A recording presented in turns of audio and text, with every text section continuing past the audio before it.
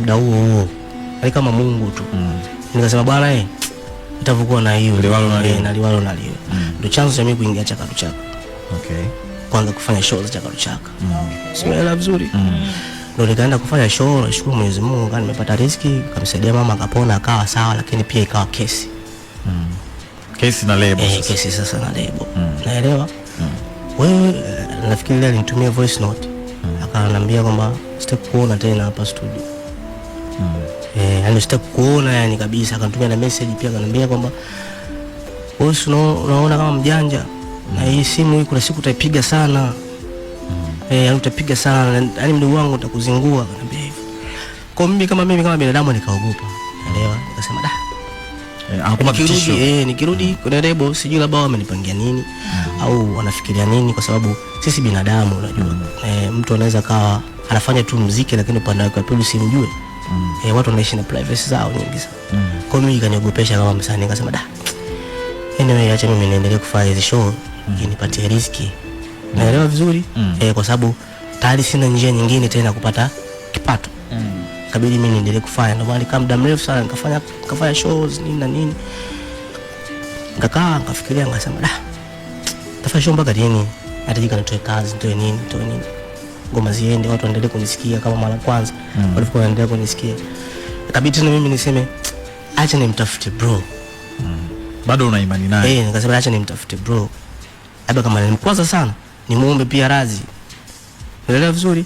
Nimuombe radhi, lakini mimi nataka nifanye maisha yangu kiamani tu, vitu vingine viendelee. Kwa hiyo nikampigia simu. Hello, wewe nani? Kabeba na voice. Ngambia bwana bro, naomba tuonane tuongee. Niko kwenye kampeni CCM, niko Mbeya, kwa nafikiri nikirudi tutaongea. Ina no. Kaambia poa. Tarehe ngapi unarudi? Akaniambia tarehe 20. Kaambia poa, haina shida kaka. Tarehe 20. Yo nani alikuwa namba yako? Alikuwa ana? Ilikuwa namba yangu nyingine. Okay. Kwa hiyo ilivyorudi tarehe 20 kunipokelea simu, nikampigia sana kama wiki sumbua tuonane. Ikabidi mimi niandike barua, nikasema kwa nini tu nimwambie tu bro kwamba namtafuta kwa nia gani ili ajue. Naelewa? Nikamwandikia tu barua, nikamtumia. Akaisoma, sijui alisoma, kile nitumia tu message kwamba napitia. Basi nikamsumbua tena kwa message, bro naomba tuonane tuongee zaidi, barua itoshi, naomba tuonane tuongee zaidi. Akaniambia kuna muda nijibu, unaelewa? Simu zangu apokei. Akaenda tena kama wiki tena akanijibu message moja, akaniambia niko Dubai. Kirudi tuongee. Sawa. Ikaenda kama wiki tena. Alirudi lakini hakuniambia, kwa mimi nikapata taarifa kwa mtu. Nikaa nimesema ngoja niende tu studio kama nimshtukize nikutane naye, unajua? Kwenda pale mlango ulikuwa umefungwa wa lebo, kwa hiyo nikasiwezi kuingia tena. Ngana mpigia simu apokee, kwa nikaishia nje nikaondoka.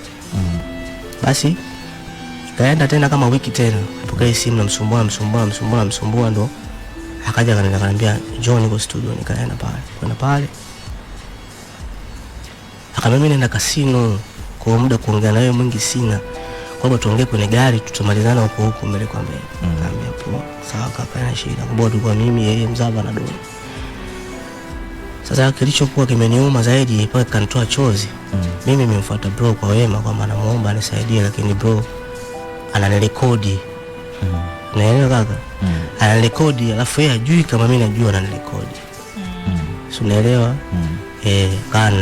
Ananiuliza yani maswala kama ushahidi ili siku labda nitapofanya interview atoe zile voice note. Si unaelewa? Lakini yeye hajui kama mimi nilikuwa najua. Kwa kaka ananiambia unakumbuka EP nilikuandikia mimi? Nikamwambia ndio kaka. Haya, hizo show ulizoenda kuzifanya mimi ndio nilikwambia kwamba lazima tufanye, wewe ukakimbia tu. Nikamwambia ndio kaka. Madogo mna haraka sana nyinyi. Mna haraka na maisha yako hivyo. Sisi wenyewe tuliteseka sana. Nikamwambia bro, naomba unisamehe.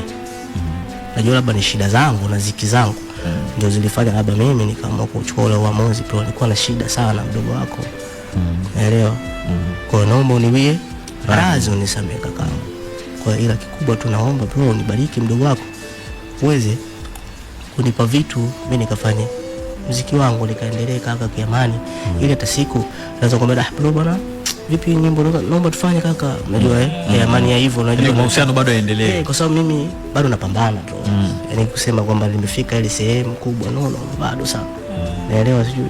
Kwa hiyo akaniambia mimi sina noma, ndakupa vitu vyako, sema mimi sasa unajua wale jamaa kina Java ndio waliweka hela zao, kwa hiyo labda naongee nao wale siku 3 hizi afu tutajua tuone inakuwa. Hapo kiwa bado anaendelea kurekodi. Nikamwambia basi sawa bro, mimi nitashukuru. Akabeba shuka hapo mwanangu, sisi tunaenda kwenye mishe zetu, mimi nikashuka pale Palm Village nikaondoka. Basi kaenda akawa tena nipokelei tena simu, naelewa kafika kama wiki 2 hivi. Nikaja kusikia kwamba anasema mimi nina bosi, kwa hiyo ili kunipa vitu anipe milioni 100. Naelewa. Kaanga fikiria, ngasema sasa mimi ningekuwa na bosi ningefuata bro, na bosi akupe kiasi fulani ili mimi mwenyewe nifanye maisha yangu, unaelewa? Kana fikiria sasa milioni 100 mimi kwa hali yangu hii bro, mimi naitolea wapi? Naelewa sio kwa kukaa sina, ambapo ukiangalia na benki yangu hata 500 tu sina. Naelewa milioni 100 mimi naitolea wapi? Kaka nikawaza, ikabidi sasa mimi niseme hili swala bila nitafuta watu wazima kiukweli.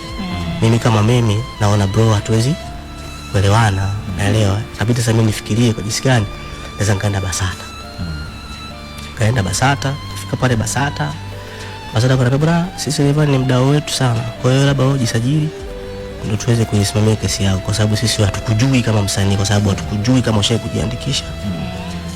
Nikasema basi sawa, kwani kujiandikisha bei gani? Akaniambia nikajiandikisha pale. Miaka yote lebo kama lebo haikukuandikisha wala kupeleka kote? Haikuwa. Basi mimi akaniambia njoo kesho. Sawa.